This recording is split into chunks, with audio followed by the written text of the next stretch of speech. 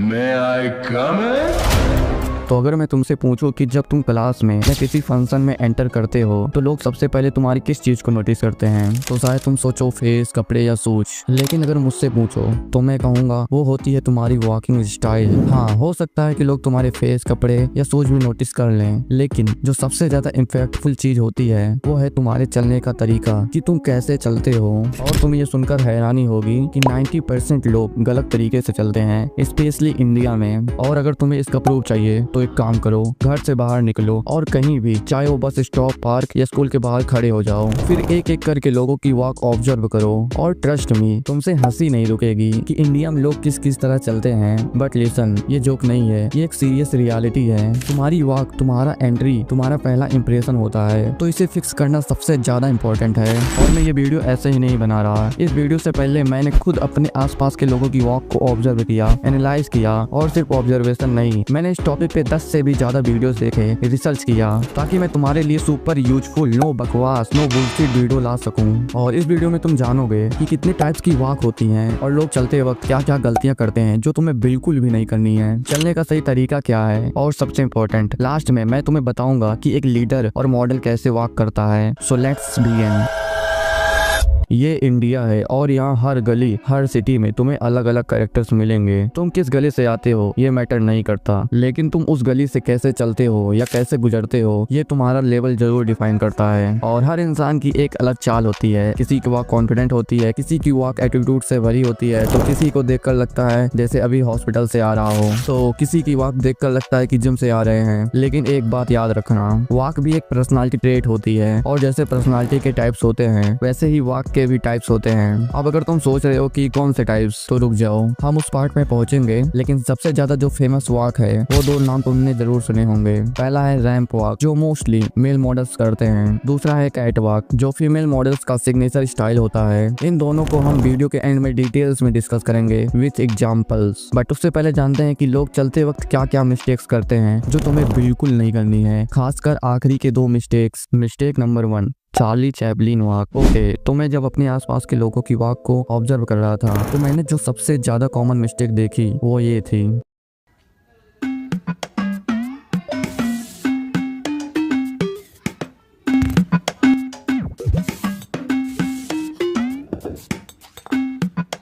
बहुत सारे लोग ऐसे चलते हैं जैसे चार्ली चैपलिन चलता है, जिसे ओवरऑल वॉक फनी लगती है। अब तुम सोचोगे क्या फर्क पड़ता है? फर्क पड़ता है क्योंकि जब तुम्हारी वॉक फनी लगती है तो लोग तुम्हें सीरियसली लेना ही बंद कर देते हैं। जब मैं स्कूल में था तो एक लड़का था जो मैथ में बहुत अच्छा था और वो हमेशा मैथ में टॉप करता था, लेकिन जब भी वो चलता था ना, लोग उसका मजाक उड़ाते थे। क्यों? क्योंकि वो भी ऐसे ही चलता था, जिससे उसकी वॉक उसकी पर्सनालिटी का कॉन्फिडेंस ही खत्म कर रही थी। उसकी नॉलेज पावरफुल थी, लेकिन उसका वॉक उसके कैरेक्टर को कॉमेडी बना रहा था। तो तुम्हारा क्वेश्चन हो सकता है कि इसका सोल्यूशन क्या है? तो इसका सोल्यूशन है, जब भी चलो तो अपने दोनों पैर सीधा और एकदम स्ट्रेट रखो, जैसे तुम्हारे पैर के नीचे रेलवे ट्रैक हो, जैसे दो स्ट्रेट लाइन, तुम्हें उसी लाइन पर चलना है। पैर को ज्यादा अंदर या बाहर नहीं करना है, पैर को पैरेलल रखना है। लेकिन प्रॉब्लम सिर्फ इतनी सी नहीं है, अगले मिस्टेक को तो फिक्स करना और भी जरूरी है। तो यहीं पर आती है मिस्टेक नंबर 2, फास्ट और स्लो वॉक। कुछ लोग इतना स्लो चलते हैं कि लगता है इनकी जिंदगी रिवर्स में चल रही है, और कुछ लोग ऐसे भागते हैं जैसे एग्जाम में लेट हो रहे हैं। मुझे याद है स्कूल में एक लड़का होता था रोहित, जब भी हम लोग उसे देखते थे तो लगता था जैसे उसके पीछे कोई भाग रहा है। इतना फास्ट चलता था कि उसके साथ चलते वक्त लगता था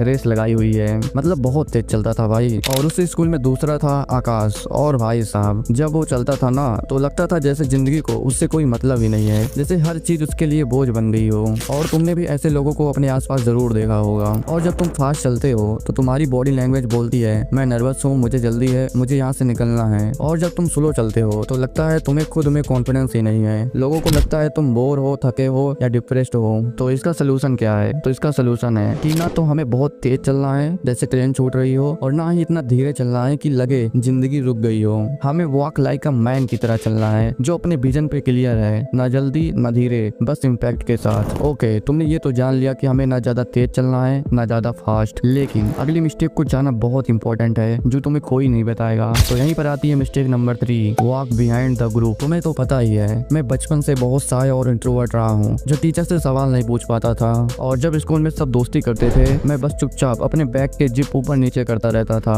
और जब भी स्कूल में लंच ब्रेक होता या ग्रुप एक्टिविटी होती, सब बच्चे एक साथ हंसते खेलते आगे चलते और मैं हमेशा उनके पीछे चलता था। क्यों? क्योंकि मेरे स्कूल में लड़के लड़कियां सभी पढ़ती थी और जब लंच ब्रेक होता था तो मैं अपने क्लास के ग्रुप के साथ चलता था पीछे। क्यों? क्योंकि मुझे लोगों का जब भी अटेंशन मिलता था तो मैं अनकंफर्टेबल फील करने लगता था, इसलिए मैं कभी अकेला नहीं चलता था क्योंकि सभी लोग देखते थे, जिससे मुझे बहुत बहुत अनकंफर्टेबल फील होता था। लेकिन तुम्हें ये गलती नहीं करनी है। मान लो अगर तुम किसी ग्रुप में हो, चाहे दोस्तों के साथ स्कूल में या किसी इवेंट में या रोड पर वॉक कर रहे हो, तो हमेशा याद रखना ग्रुप के बीच में चलो, न ज्यादा आगे न ज्यादा पीछे, बीच में जहाँ तुम विजिबल हो, जहाँ तुम्हारी प्रेजेंस मैटर करती है। और अगर तुमने पीकी ब्लाइंडर्स देखा है ना, तो तुम्हें थॉमस शेल्बी याद होगा। वो कभी भी ग्रुप के कोने में नहीं चलता, हमेशा ग्रुप के बीच में चलता है। क्यों? क्योंकि जब कोई बीच में चलता है तो सबसे पहले नजर उसी पर पड़ती है, लीडरशिप वहीं से शुरू होती है। लोग उसके वॉक को फील करते हैं, उसकी प्रेजेंस को नोटिस करते हैं और बिना कुछ बोले भी उसका ऑरा सब पे भारी पड़ता है। इसीलिए तो जितने भी परफॉर्मेंस होता है उसमें मेन कैरेक्टर को हमेशा बीच में रखा जाता है। तो याद रखना, जब तुम ग्रुप के बीच में चलते हो तो तुम कह रहे होते हो मैं फॉलोअर्स नहीं लीडर बनने आया हूँ। ओके, मैं तुम्हें याद दिला दूं कि लास्ट की 2 मिस्टेक बहुत इंपॉर्टेंट है, तो उसे मिस मत करना।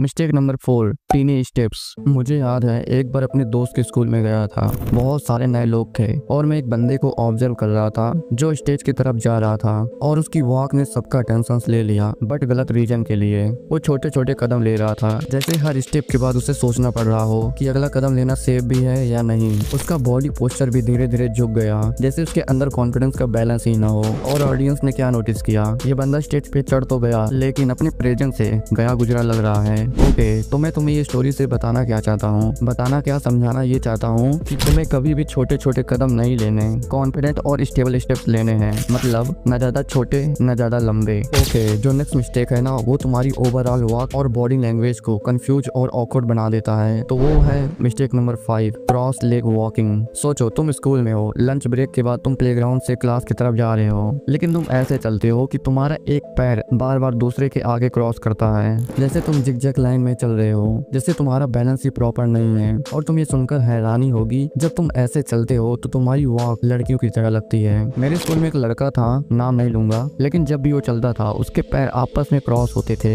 हर स्टेप में, और उसका चलने का स्टाइल इतना ऑकवर्ड लगता था कि सबको लगता था जैसे वो लड़कियों की तरह चल रहा हो। क्लास के कुछ लड़के उसका मजाक उड़ाते थे, उसके पीछे से उसकी वॉक कॉपी करके हंसते थे। और सबसे बुरा पार्ट, उसने कभी किसी को कुछ नहीं कहा, बस चुपचाप सब झेलता रहा। लेकिन जब मैंने जो कुछ भी सीखा था और जो कुछ भी मुझे आता था वो सब बताया, तो उसने मेरी बात सीरियसली ली और सिर्फ कुछ दिनों में उसकी वॉक इतनी कॉन्फिडेंट हो गई कि जो लोग पहले मजाक उड़ाते थे अब बस उसके वॉक और चेहरे को देखते रहते हैं। तो समझना ये है हमें कि जब भी चलो तो पैर स्ट्रेट पैरेलल रखो, न क्रॉस करो न जिगजैग। सोचो जैसे तुम्हारे दोनों पैर रेलवे ट्रैक पे चल रहे हो, सीधा स्टेबल कॉन्फिडेंट। ओके, अब तुमने ये तो समझ लिया कि पैर क्रॉस नहीं करना है, लेकिन जो अगली मिस्टेक है ना, वो तुम्हारा दिमाग खोल के रख देगी। तो यहीं पर आती है mistake number 6, walking but not maintain eye contact. मुझे याद है मैं जब स्कूल में था तो मैं भी ऐसे ही चलता था। जब भी किसी क्लासरूम के पास में गुजरता और सामने कोई टीचर या लड़की खड़ी होती तो मेरी आंखें या तो जमीन पर होती थी या इधर उधर भागने लगती थी और मैं तेजी से वॉक करने लगता था।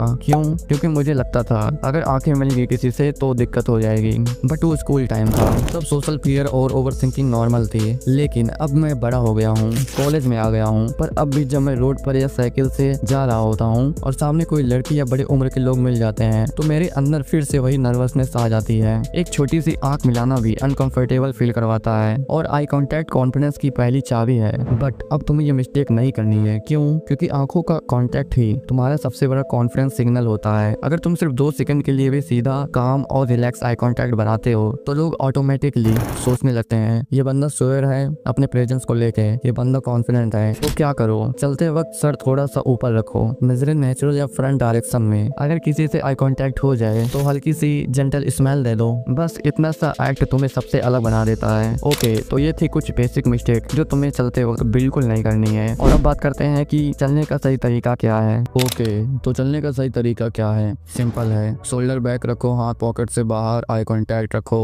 सीधा चलो। और हॉनेस्टली 90% यूट्यूबर सही बोलते हैं और सही भी है, लेकिन सिर्फ ऐसे चलने से तुम स्टैंड आउट नहीं करते, सिर्फ टेक्निक से कोई बंदा अल्फा नहीं लगता। अगर तुम्हें ये समझना है कि एक मॉडल कैसे वॉक करता है या एक बंदा सिर्फ चलने के स्टाइल से कैसे सबका अटेंशन ले लेता है, तो ये वीडियो पूरा देखना।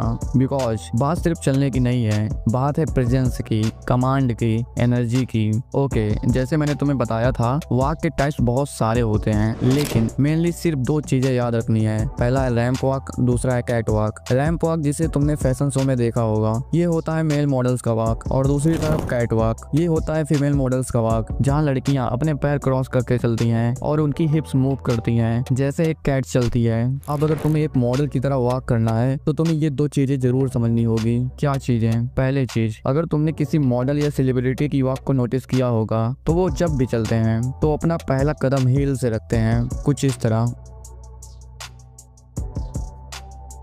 उससे उनका वॉक ग्राउंडेड और कॉन्फिडेंट लगता है। और दूसरी चीज जो मैंने एक मॉडल और लीडर की वॉक में नोटिस की है, जब भी वो वॉक करते हैं तो उनका शोल्डर स्लाइटली स्विंग करता है, कुछ इस तरह। बस एक नेचुरल रिलैक्स मोमेंट, न ज्यादा न कम, बस नेचुरल रिदम में, जो तुम्हारी वॉक को रोबोट जैसा नहीं, एक कॉन्फिडेंट ह्यूमन जैसे बनाता है। तो अगर तुम सिर्फ सीधा चलते हो तो वो बेसिक है, हर कोई करता है, लेकिन अगर तुम अपनी वॉक में 2 सिंपल चीजें ऐड करते हो, पहला हील पहले रखना और दूसरा शोल्डर को नेचुरल स्विंग करना, बस ये 2 चीजें, और तुम्हारी वॉक नॉर्मल लोगों की वॉक से 10x बेटर लगने लगेगी। बस यही था चलने का सीक्रेट, सिंपल लेकिन पावरफुल। अब तुम्हारी वॉक बेसिक से अलग, कॉन्फिडेंट और मॉडल वाली लगने वाली है। ओके, अब तुमने चलने का सही तरीका और एक मॉडल कैसे वॉक करता है ये तो जान लिया, लेकिन बैठने का सही तरीका क्या है, खड़े होने का सही तरीका क्या है? अगर तुम्हें ये भी जानना है तो इस वीडियो पे क्लिक करो और जान लो।